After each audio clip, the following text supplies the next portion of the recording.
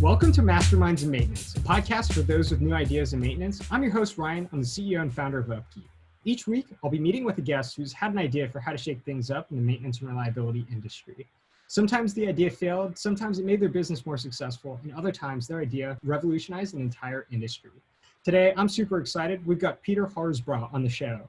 Peter Horsburgh is the author of 5 Habits of an Extraordinary Reliability Engineer, and is also the CEO and founder of Reliability Extranet. Welcome to the show, Peter. Really glad to have you. Glad to be here. I would love to hear your journey about how you got started in the field of maintenance and reliability, this wonderful little niche. I was a cadet mechanical engineer working for a consultancy in the mining space. So coming from Australia, mining is quite a large sector of industry over here. One of our clients wanted to install Maximo, and I, had a little bit of an IT bent, was asked to install it from scratch. It included loading disks onto a server and running scripts at the time. So that's how I started in the maintenance field, and we started up from scratch. So we loaded the software, we put in all of the bits of gear, loaded up the maintenance strategies, and implemented a site-wide CMMS, and then it snowballed from there. So I started in the maintenance and reliability world even before I finished university. All right. Well, that's awesome. And then you mentioned it snowballed from there. What happened next, Peter? My dear good wife at the time ended up getting a teaching job in a remote part of Australia. That remote part happened to be the Snowy Mountains. I ended up starting with the Snowy Hydro Scheme. People around the world might know what that is, but it's been judged as one of the 7 civil engineering wonders of the world. So basically they drilled holes through mountains and created some rather large hydro stations. So I started there as their reliability engineer. Essentially, I've been a reliability engineer in different shapes and forms for over 15 years. Quite the journey, Peter. You know, for us, this podcast is all about discovering new ideas, ones that can revolutionize this space, this industry. And it sounds like, from my perspective, at least, Peter, you've done that. You created Reliability Extranet from this discovery that you made when you realized that there was a gap in the marketplace. Mm-hmm. I would love to learn more about what got you started with Reliability Extranet, figuring out what that gap was. So having been a reliability engineer on the ground and suffering the pain and frustration of being a reliability engineer, because it's quite a frustrating job. So there's a balance between data analysis and actually implementing. And in my humble experience, I find things go better when you spend more time on what I call habit 5, facilitate to implement, actually working with the people. That's where you make the difference. The first 4 habits are basically geared to give you the most time for habit 5. So the discovery is all about taking that frustration and reducing time spent, especially on habit 4, okay, which is decide with data. We believe there's an intersection between artificial intelligence, the internet, and communities. And we're talking about the reliability community. And what we're working on is something that the end goal is across the world that we only suffer the pain once. And those learnings are shared. Imagine a large car brand. And how many cars, say, do, I don't know, Toyota, Ford, General Motors make a year? Hundreds of thousands. And imagine that something slipped through the cracks and there was a design flaw in one of those vehicles. And that vehicle got to market, okay? This is where we come in as reliability engineers. People buy things, and we're expected to engineer reliability through the life of that piece of equipment. Imagine if that happened in a country, say Brazil. I'm here in Australia, and once it happens, and I've got that same model vehicle in my fleet of vehicles that I use for my business, I'm automatically notified about it.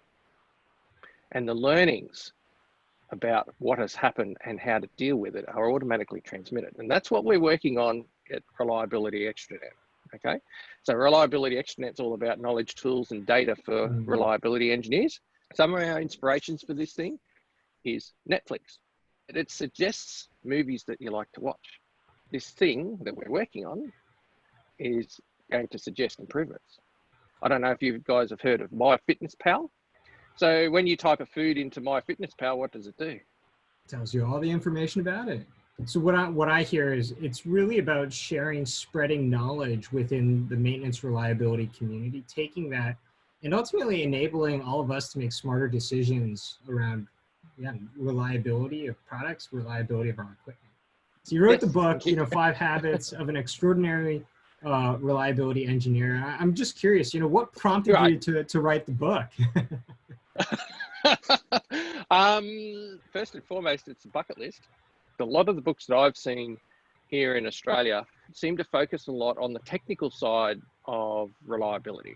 I wanted to write a book more on what I call the soft side. So working habits. I sat down and thought of all the issues that I've had over my career as a reliability engineer and filtered those down into what I call the don'ts.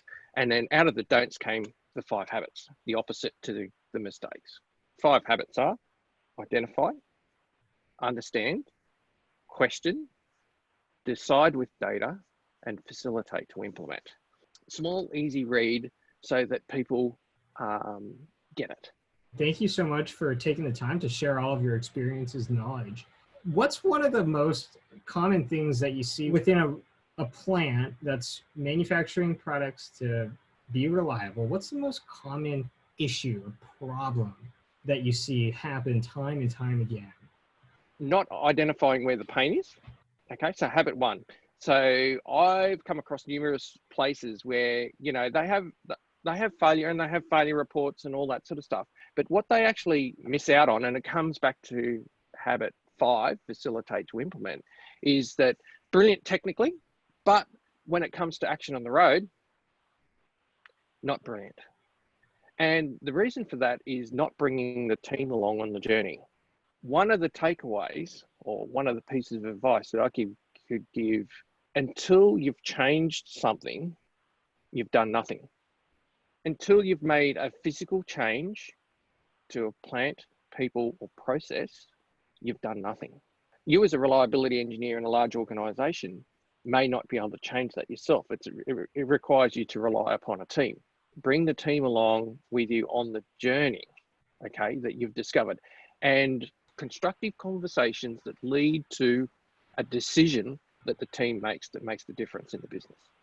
Something that I see very, very common as well, where it's like, cool, we've done that RCA, we've done the multiple hours of root cause analysis, but then we take this report and then we forget about it. And it's, to your point, what good is doing this, putting hours and hours into these reports if we're not going to change the way that we operate? We don't get the necessary people, because to your point, a lot of change can't be done with just a single person.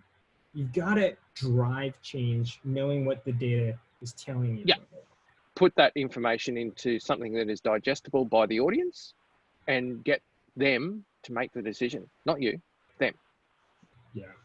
Do you have any tips for the reliability engineer that has done, countless hours of putting together these reports, but just can't seem to push along the team to drive the action that they need? Common, let's call it, excuses are: we don't have the time, we don't have the money, we don't have the resources in order to enact all of this change. One of the people that I help, he has a tendency to overcook it, i.e. he blows everyone out of the water technically. He takes a 5-minute conversation and turns it into a 20-minute conversation, covering all details of what the problem is. And by the time they get to the outcome, the audience is totally fatigued and going, I'm totally lost. And what decision do I have to make here? Because I don't know. And you could, and that conversation could be short, sharp, and simple. Hey, we're having these failures here. We understand why, and this is what we're losing because of it. The manager doesn't really care. All he really cares about is that you understand it and you know what to do. What's his return on investment going to be? Yeah. That's it. And that's all you say, and you've done all this technical work and it's taking you hours, as you said there, Brian. It's taking you hours to do it. You want to tell, when you're enthusiastic, because that's what we do. We're engineers. We essentially solve problems. So what I hear from you is like simplifying the conversation to be very like outcomes results and almost ROI, return on investment focused, not trying to explain every single bolt that's going to get turned, the physics behind every problem. Yeah. You guys heard of Microsoft's Power BI? Yeah. So one of the things that I've been helping people with is actually with corporate reporting in that space, in that Power BI space. I've learned about the attention economy. I'm a bit of a proponent of what I call the 3-second rule. So if you present a report to someone, if someone cannot figure out where the problem is within 3 seconds of looking at that report, you've got a problem. What I teach people to do with Power BI is essentially design the report so that a manager or anyone with a short attention, okay, so most managers have got short attention because they're juggling many balls. And what you want is a nice, simple, concise report, and they look at it and they go, there's the problem. And you want them to ask, why? Why have we got that problem? And if I use the 5 whys, a typical root cause analysis project, probably you want them to ask why twice, or give them the ability within Power BI to ask why twice. And then you want them to ask the third question, which is, what are we going to do about that? Exactly. What's the outcome? What's the action that we're taking? That's it. So if you can think about that, you've got 3 seconds, 2 whys, and then you want to have a what. If you're not getting to the what, you're not having the right type of conversation. So what are we going to do about that? That's the sort of conversations that you need to stimulate as a reliability engineer. And again, in today's attention limited economy, you've got a short amount of time to do that. I mean, this applies to so many different types of, titles, responsibilities within the department. I think that's something that, myself included, could learn from as well, Peter. One of the questions I'd love to ask is, what's something you wish more people knew about within the maintenance and reliability space and industry? Oh, okay. What I've just spoken about is that simple, concise communications and presenting data well, decide with data, habit for, presenting data. But I think in my travels around the world, I noticed that different countries are, I'm going to use the word maturing at different rates. For example, in the United States, there seems to be a larger embrace of IoT, predictive analytics and stuff like that. In Australia, I don't think we are quite there yet, certainly as far forward as what you guys are in the United States is my observation, and I'm very, very happy to be wrong on that observation. And I feel that people in some ways are just not getting it. There seems to be a big pot of gold at the end of the rainbow, reliability wise, with this IoT and predictive analytics stuff. And the way that I think of it is, imagine there's a problem, okay? And you've got all these different systems recording data. And imagine if you could funnel that data into something that you could teach and say, hey, that is a busted bearing on this particular widget. Look for that. Just look for that. And it will sit there 24/7, 365 days a year, every 5 seconds looking for a busted bearing and give you the heads up that you're about to bust that bearing with warning time. So you have adequate warning that you're about to bust the bearing by something that doesn't go home. The issue is, if I was to speculate, is that it's confusing. It's not presented simply. Again, the attention economy, there's only a certain amount of attention. And the IT people that have got a hold of it have they've blown me out of the water. Like they've told me stuff and I've gone, hey, dude, I know you've just been speaking to me for 10 minutes, but I just don't understand the word you're saying. And I haven't been, I didn't want to be rude to say, hey, what the hell are you going on about, son? What does it do? Just give it to me in 2 sentences. No, I'm definitely very excited about, the IoT predictive analytics sensors. I think it's going to be revolutionary to our space. All right. Well, it's been a pleasure, Peter, getting the opportunity to speak with you, learn more about the 5 habits in the book that you wrote, the Reliability Extranet. How can all of our listeners continue to follow you on your journey and connect with you? Yeah, no problem. So the best way to connect with me, and if you want to learn about what I've talked about, connect with me on LinkedIn is my greatest advice. Twitter as well. You can also connect me through reliabilityextranet.com. All right. Well, thank you again, Peter, for joining us, and thank you to all of our listeners for tuning in to today's Masterminds in Maintenance. My name is Ryan Chan. I'm the CEO and founder of Upkeep. You can also connect with me on LinkedIn, or you can shoot me an email directly at ryan@onupkeep.com. Until next time, thanks again, Peter. No problem. Thanks, mate.